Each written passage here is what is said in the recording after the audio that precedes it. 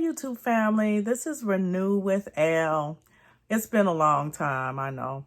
I said I wasn't going to do this again, but that's why you shouldn't say what you're not going to do, because, child, anyway. So what we're going to talk today about is breaking points. I've had plenty of breaking points. So what do you do when you have a breaking point, and what can you do to prevent it? Stick around for this video and we'll discuss it. So a breaking point can be physical, emotional, spiritual, whatever component of the body that exists or whatever part of the body exists is a vulnerability for a breaking point. So what to do? Well, they say the body whispers before it screams. So that means that our body, as intricate as it is, sends us warning signals that if you don't do something in the opposite direction of where you're going or what you're doing, we're going to break. So our body does send us warnings. And to us, it may be a set of symptoms that are unrelated to our breaking point. But these are really good clues on how to practice self-care in prevention of a breaking point. So for instance, in my training as a mental health therapist with seriously mentally ill patients, we learned about prodromal symptoms.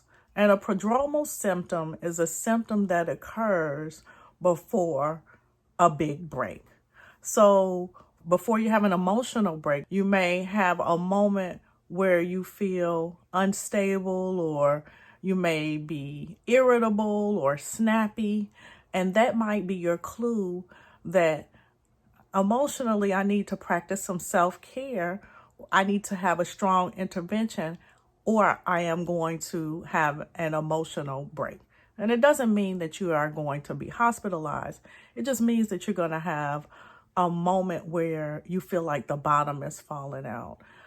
So for instance, physical, we all have heard of physical disorders, your hypertension, your diabetes, your migraines, anything that you can think of physically. Sometimes before we have a crisis physically, our body gives us that whisper that something is, unless we have a strong intervention, we're going to have a physical break. So if you have migraines, you may have the sensitivity to light. If you have a digestive disorder, you may have a smaller stomach ache. So our body sends signals. So what do we do with this information? So once we have a crisis, there is so much information that we could learn about how to prevent. Although we don't want to have crisis, we don't want the bottom to fall out. Sometimes life occurs and that is just what happens.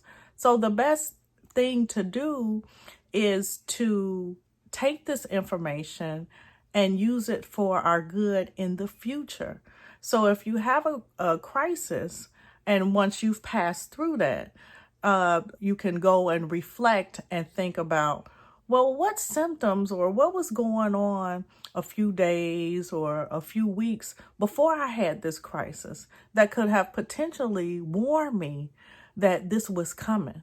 So then you can document that or take a mental note of what are these symptoms that occurred that happened right before the crisis. And so it's very important to pay attention to all of the different components of our body, because, again, those different components are sources of vulnerability when it comes to self-care if we're not taking care. And we might even have a break in several different components of our body. And speaking of components of the body, I've been working on something just for you, which is part of the reason I've taken the break.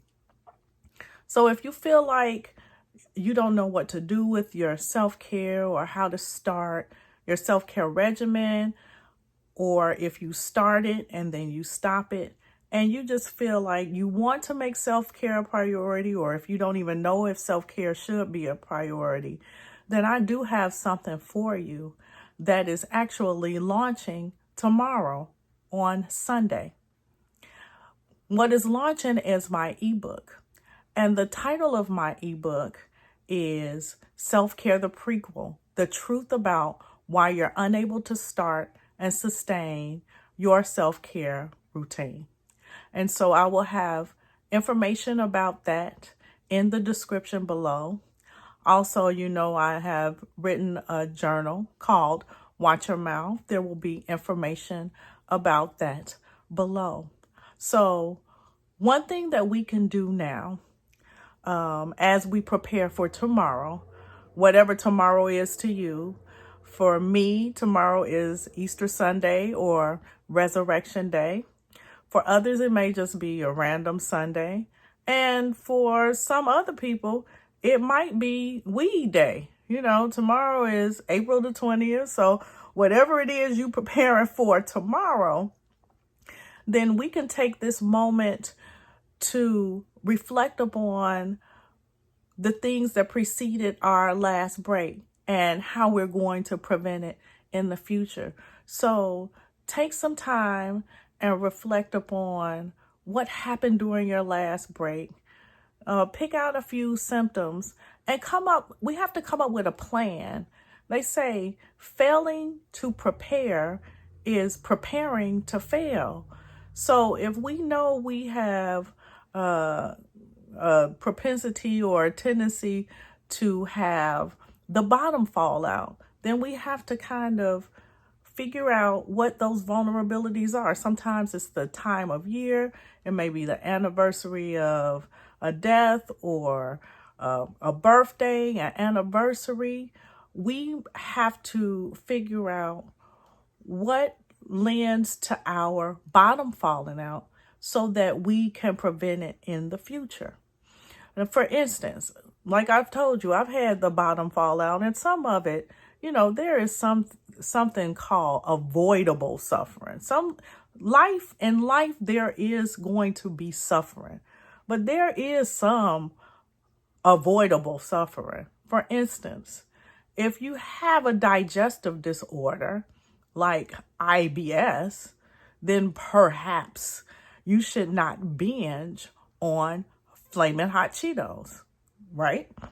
So the trigger could be, or your warning could be, maybe a burning stomach from Flaming Hots, and maybe you shouldn't be eating Flaming Hots, and then your bottom falls out. Now, this is an obvious choice, but we do have to kind of decipher between what we do to contribute and the things that occur. So we have to be honest and transparent about our part in our break, because some of it is what happens in life, and some of it is due to our habits. So we have to be accountable and honest about our contribution, if it is, to our bottom falling out. And sometimes it's not, but sometimes it is. So take a moment as you prepare for tomorrow, whatever tomorrow is. No judgment here. For some people, it's all three, But again, there is no judgment here. So take some time to prepare and ponder on the bottom falling out and how we can prevent that in the future, because that is part of self-care. We don't need these big ebbs and flows of, feeling good and then positive 10 to negative 10. You kind of want to be able to ride the middle and not have those big fluctuations in feeling good and feeling bad. Again, life occurs, things happen, but let us do what we can. So thank you for spending this time with me and listening to me, and I will see you next time. Don't forget to check the description. It's some good stuff there. You all have a good one. See you next time.